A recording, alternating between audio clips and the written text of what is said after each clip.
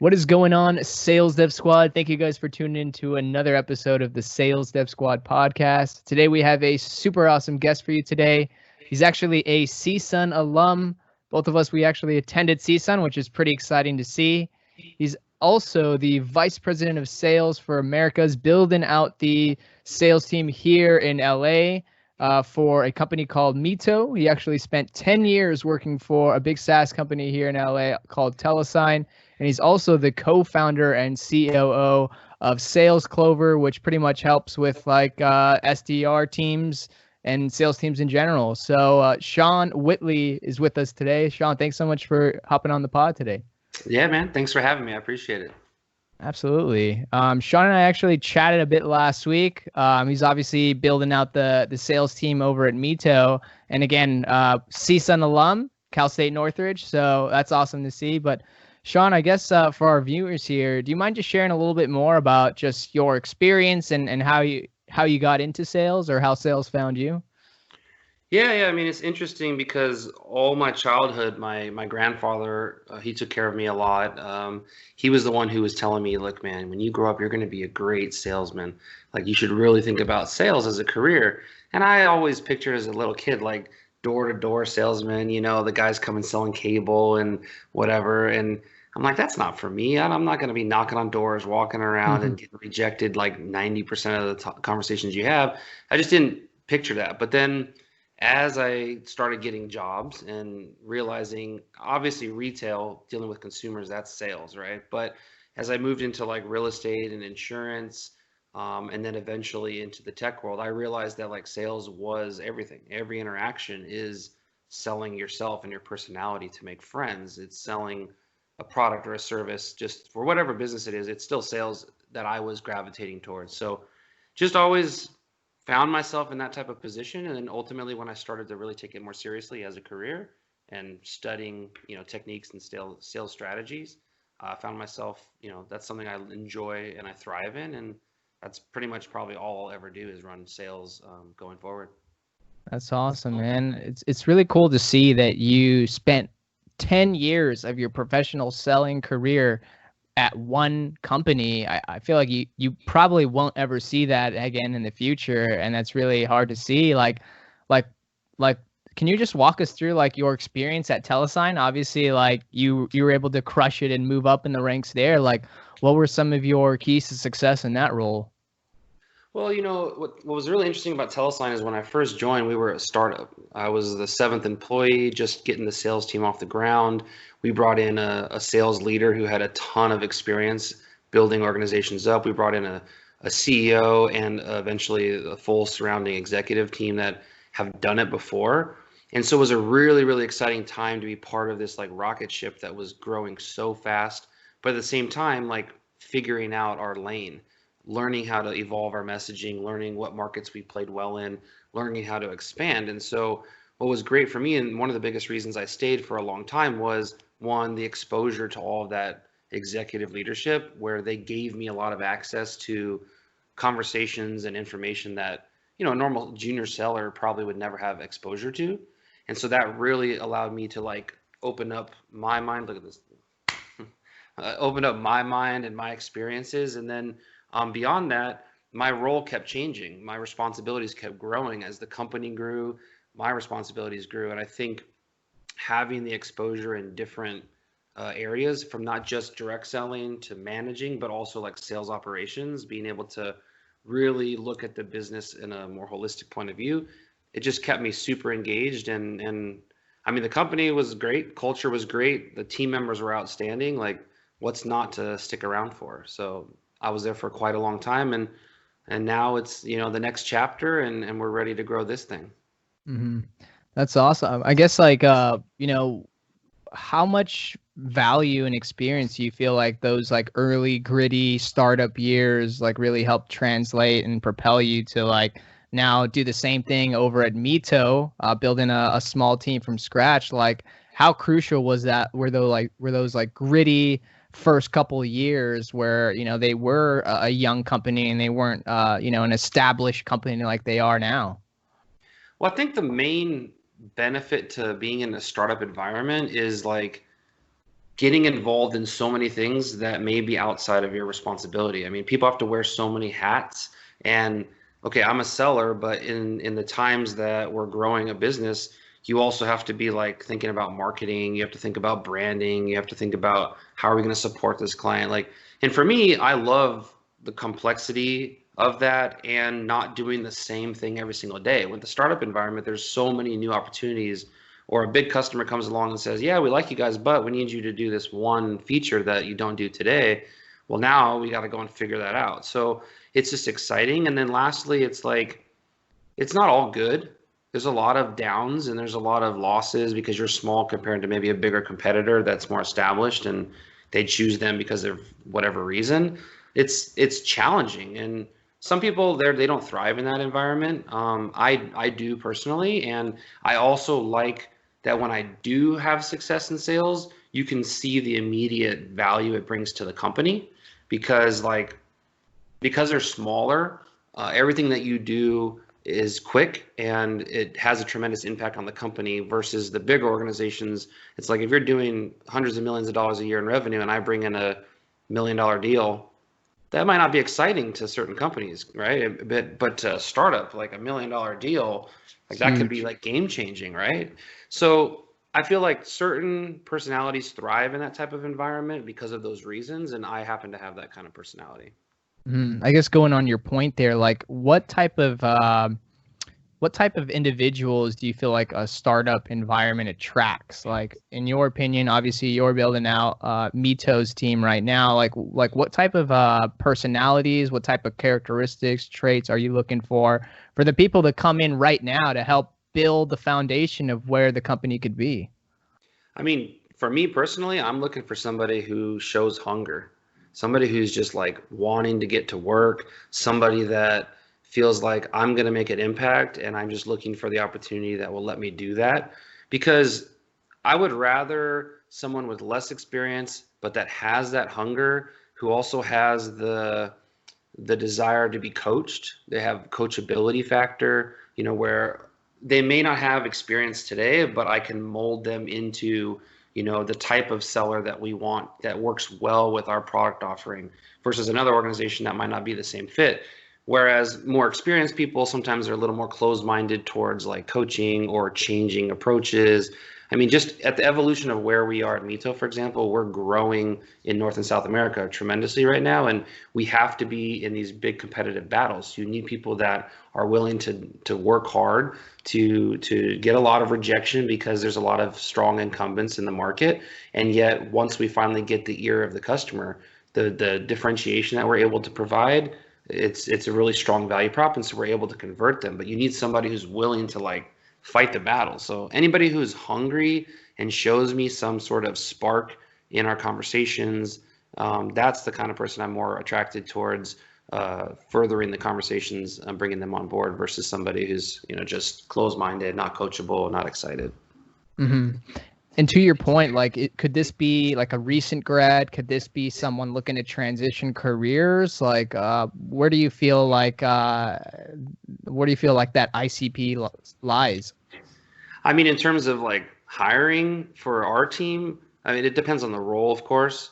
If you're looking at like an SDR or like a junior seller, like I don't mind if they're straight out of college. I don't mind if they've had 1 year experience. Obviously, the more experience they have is usually better in terms of ramp time and just getting them into professional like mindset. Transitioning from just being, oh, I'm off in college, partying, having fun, and now all of a sudden it's like, oh, get to work, right? Yeah. But it also depends. Like if I'm looking for an enterprise seller, I'm not necessarily going to hire somebody straight out of college that doesn't have any experience or network or anything. So it really depends on what role we're talking about. If we're talking about like an SDR or a junior seller, like I don't mind if they're straight out of college or 1 year down the line. Like that's usually the range that I think is pretty powerful. And like again, just have that type of mentality that I'm looking for when you're trying to grow a rapid growth sales team in a type of environment that we're in. Definitely, man. And obviously, things have become a lot harder to grow and scale a team when, you're in a remote environment, when a pandemic is still going on, obviously. I really loved your article about like COVID-19, just changing the way we, track and what we're aiming for in terms of like KPIs. And I really liked, just your idea of how we should tweak KPIs in terms of like sales organizations. For example, like most metrics that I've been targeted by or measured by, like call attempts, email sent, dials, open rate. In your opinion, like now that companies have to adapt and shift, like what KPI should sales organizations be measuring or just changing their mindset on? I mean, I think the biggest thing to draw out of KPIs, besides like obviously measuring performance in terms of like, are they doing their job or not? Are they doing it well or not? Because of that's like, do we need to like make a change in this role? That's one thing. But the more important thing is what I'm trying to extract out of the KPIs is understanding what I need to do as a manager in terms of motivating you to make a change that results in the right behaviors. See, I can't like sit back here and tell you like, do a better job. What does that mean to you? And how do you receive that? Like, I don't know. It's not very clear. And how you respond to that isn't necessarily going to result in what I want as the outcome, which is more sales, more opportunities, et cetera. So what we need to do is focus on the KPIs that we're already measuring in most cases that are stronger indicators of real pipeline momentum right now in this environment. So with COVID, like a few examples I wrote in the article were things like, just because you're making a bunch of dials isn't necessarily lending towards pipeline momentum, because a lot of the phone numbers you might be dialing would be the office phone or the work phone. And a lot of people aren't at their office right now. They're all working remote at home.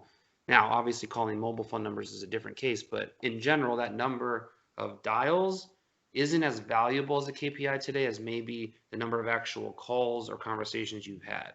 When you have people actually answering the phone, you talk to them, whether they're positive outcome or negative outcome, that's irrelevant here. What I'm trying to track is how many people you actually talking to right now, because anytime you talk to somebody, that's going to lead towards potential pipeline momentum.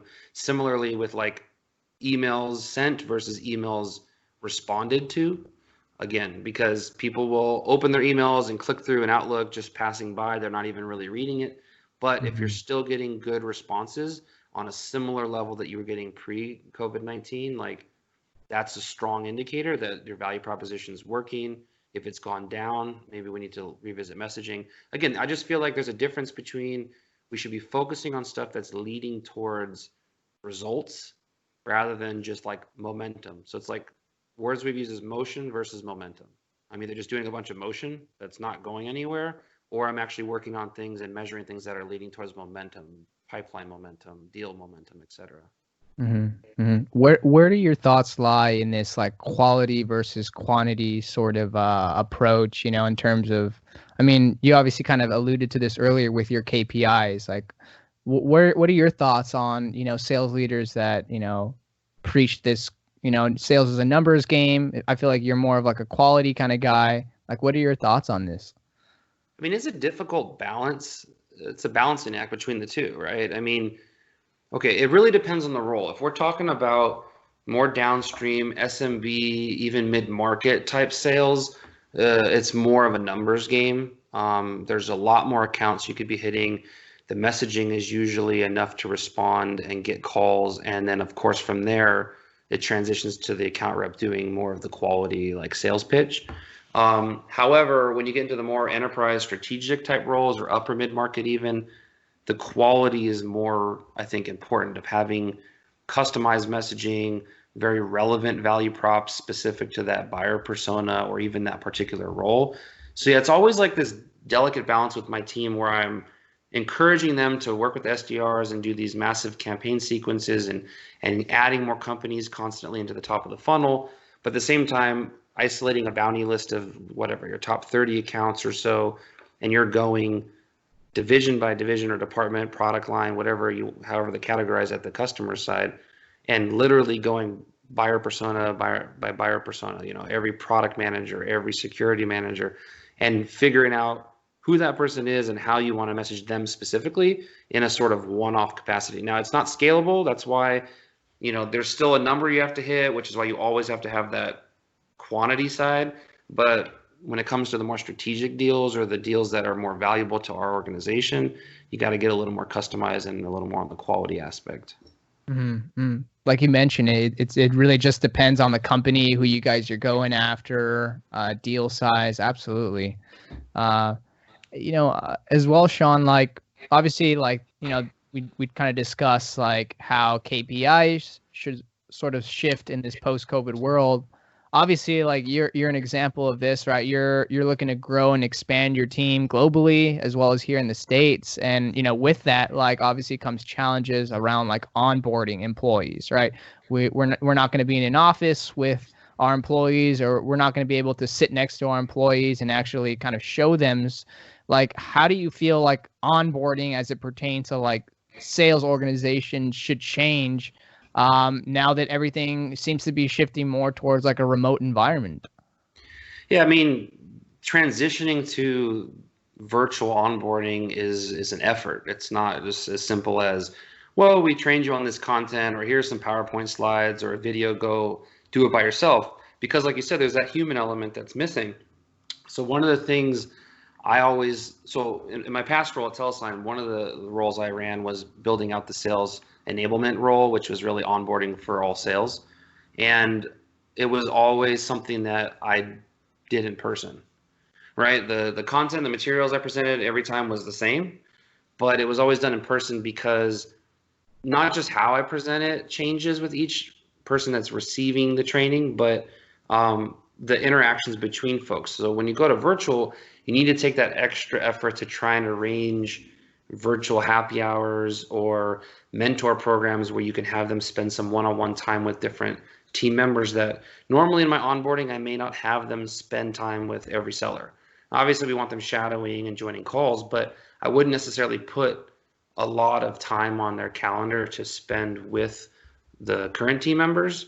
But now I want them to, and give them specific opportunities or deal reviews or topics to discuss, because I'm trying to supplement the lack of in-person engagement by creating this, virtual aspect. I mean, the biggest takeaway is you don't get all those after hours, like let's go grab a drink and some snacks after work today and get to know each other on a personal level. So you have to artificially create that through these group sessions and anything you can do. I mean, it's very, very important, because I think when you're remote in general and you're new, it's hard to not feel like you're on an island or you don't have the same connection with the team members that you do. And even when you want to ask for help or you want to run something by, there's a little hesitation. And so we as managers have to do more to take down all those barriers and make it as easy and as welcoming as possible, so that the remote folks,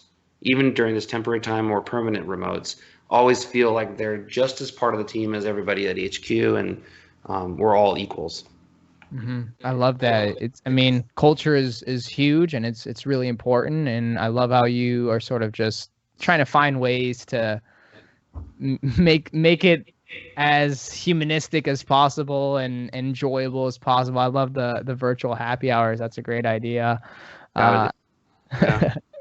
Sean, when we chatted last week, one thing that really stood out to me was that, like, obviously you're still growing out the team, looking to find SDRs, AEs, but while you're doing this, you're actually on the phones yourself, closing deals, which again, I don't feel like a lot of sales leaders just roll up their sleeves and do the work, not only because the company needs that of you, but because I feel like you really want to be that leader and be able to show your team that you can do it and sort of the value that provides there. But just wanted to hear your thoughts, like why is it so important to you, and I guess like what value has just doing the actual work that you are requiring of your employees has provided you, as far as just leadership and respect within the organization?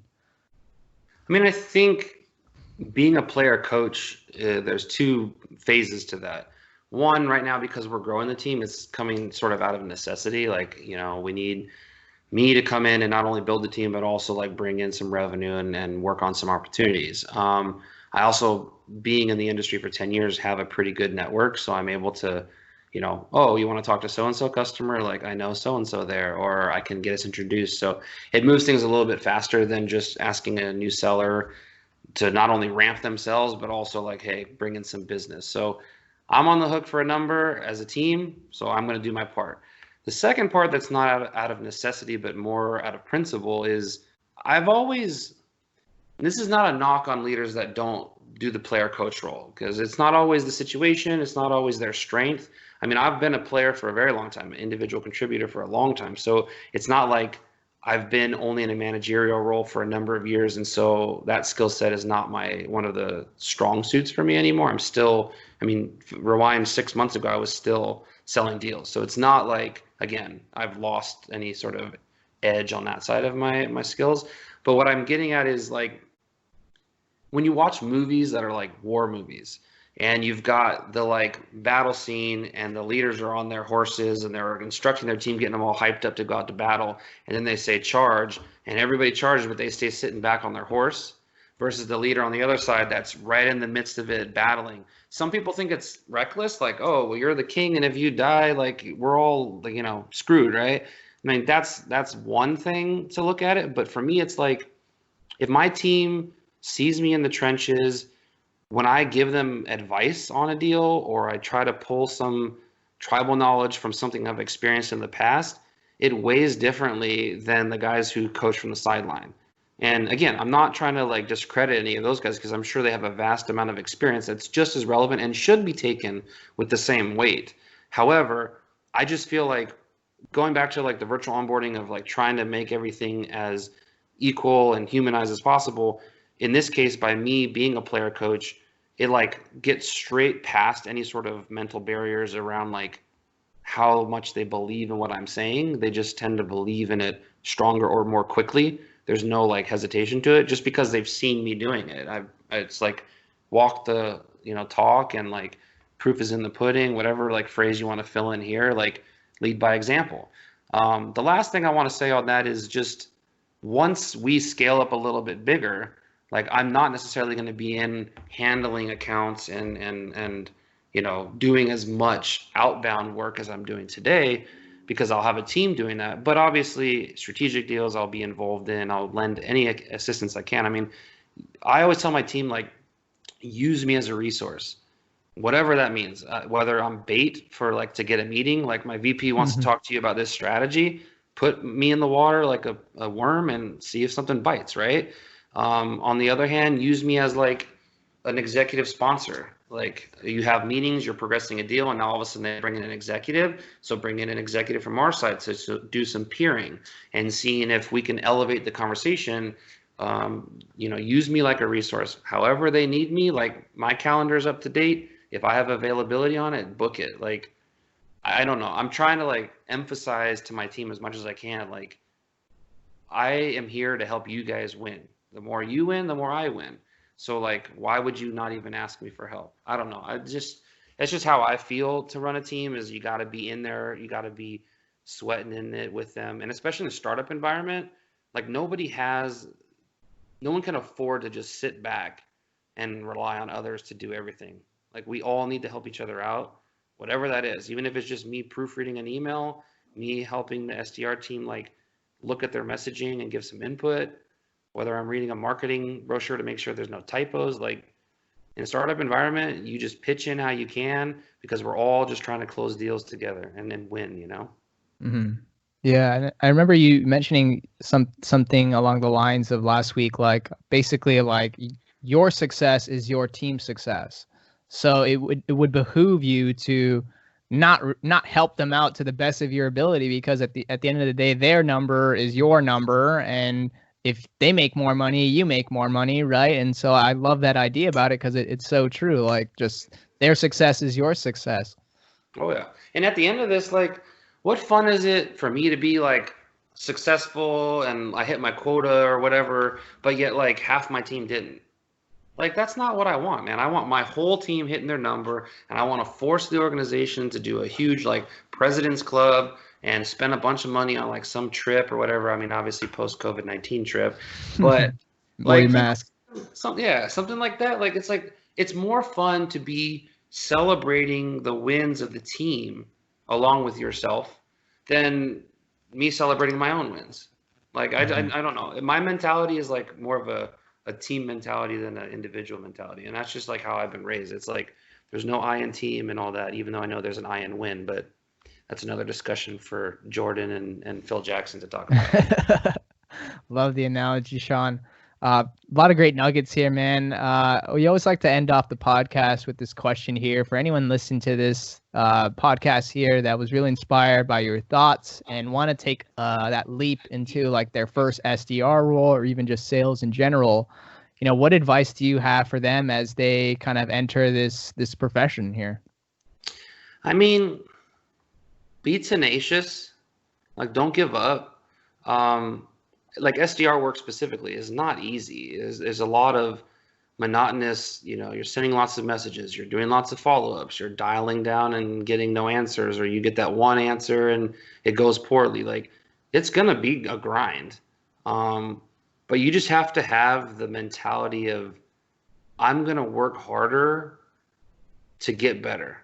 I'm always gonna try to make myself improve, and I know the results will come. Like, in sales, another thing I always talk about is like, at least with deals, is it's kind of like the game of dominoes, not like the one where you play against somebody, but actually where you stack them up, and as soon as you knock the first one down, they all should fall down. Sales is kind of like that. It really takes a lot of physical effort to get them all set up. You're working these deals for a long time, and then it really takes that extra effort of pushing the first one over to get the rest to fall. And it's just like that in any sales in profession. Like, you're going to send a ton of outbound. That's all the setting up. You're going to figure all these sequences, and it's long and it's boring. Like, I don't want to set up a million dominoes, but then all it takes is me just to knock down one and watch the results you get. Watch how you've grown and how much easier it is for the rest of them to start falling.